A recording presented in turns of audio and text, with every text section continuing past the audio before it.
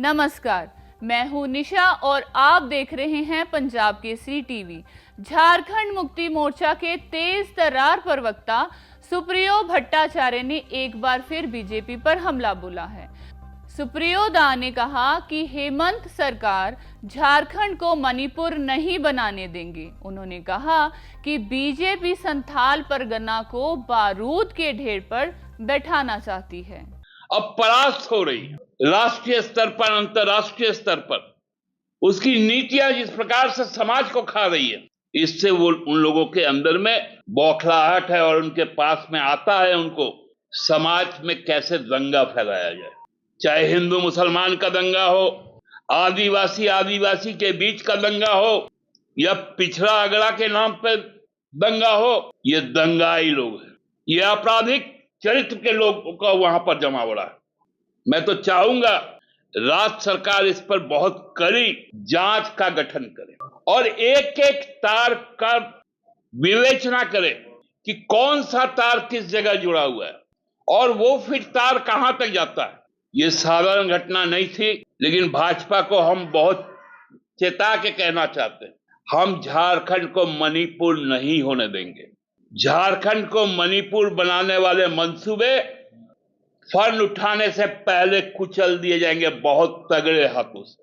इसको याद करके भारतीय जनता पार्टी रख ले। सुना है, देखा है कि कोई राजनीतिक दल का कार्यकर्ता अवैध हथियार के साथ कहीं जाता है, क्या वो कार्यकर्ता हो सकता है या अपराध कर्मी हो सकता है? जो हथियार असलाहा पकड़ाया है वो तो मात्र एक टोकन हमको लगता है। पूरे संथाल परगना को बारूद के ढेर पर बैठाया जा रहा है। आखिर क्या मंशा है, क्या चाहती है भाजपा? क्यों ये नकारात्मक राजनीति हो रही है? क्यों हथियार लेके उन जगहों पे घुमा जा रहा है? क्या वर्तमान मुख्यमंत्री की हत्या करना है? क्या राज्य के मंत्रीगण जो वहां जाते हैं उनकी हत्या करना है? यह गंभीर मामला है, यह साधारण घटना नहीं है। क्योंकि भोगनाडीह में जो हूल दिवस का जो कार्यक्रम होता है वो राजकीय समारोह, सिद्धू कानू, चांद भैरव, फूलो झानो, ये पूरे राष्ट्र के साथ साथ इस राज्य का धरोहर, इसलिए राजकीय समारोह होता है। राजकीय समारोह जहां होता है वहां राजनीतिक दल का कार्यक्रम नहीं होता है। आपने कभी देखा मोराबादी मैदान में 26 जनवरी, 15 अगस्त, 2 अक्टूबर किसी राजनीतिक दल ने कभी वहां पर कोई पंडाल बनाया, कोई झंडोत्तोलन किया? क्योंकि एक मर्यादा होता है। नहीं, देखिए, ये तो हेमंत सोरेन जी की सरकार की पहल है और हमको याद है नितिन गडकरी जी ने हेमंत जी को वीडियो कॉन्फ्रेंस में कहा था कि आप हमको प्रोजेक्ट दीजिए, मैं आपको पैसा दूंगा।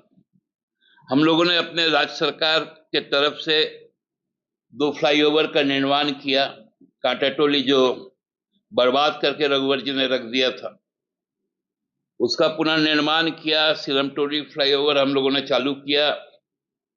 कल ये रातू रोड का, क्योंकि ये एनएच का मामला है इसलिए भारत सरकार का सड़क है तो उसमें चालू हो रहा है।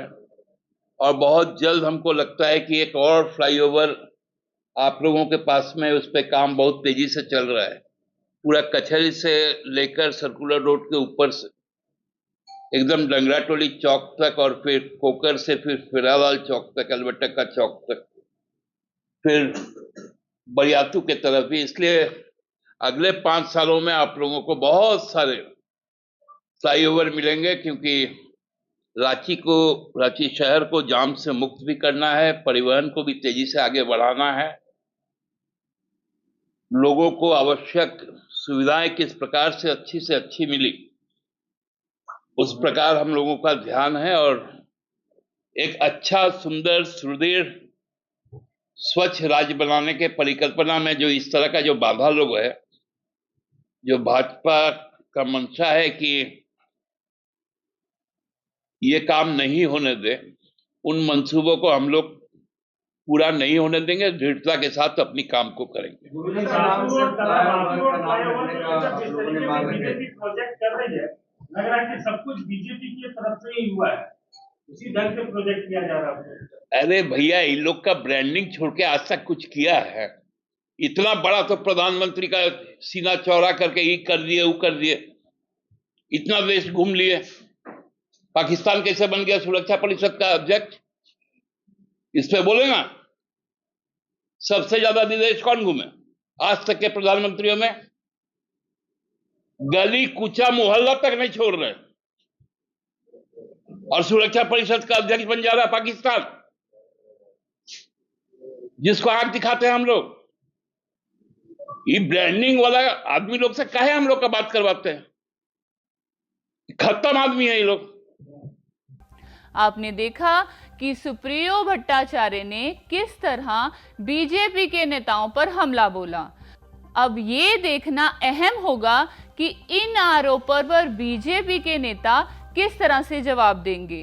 इस तरह की तमाम खबरों के लिए आप हमसे जुड़े रहिए और देखते रहिए पंजाब केसरी टीवी। नमस्कार।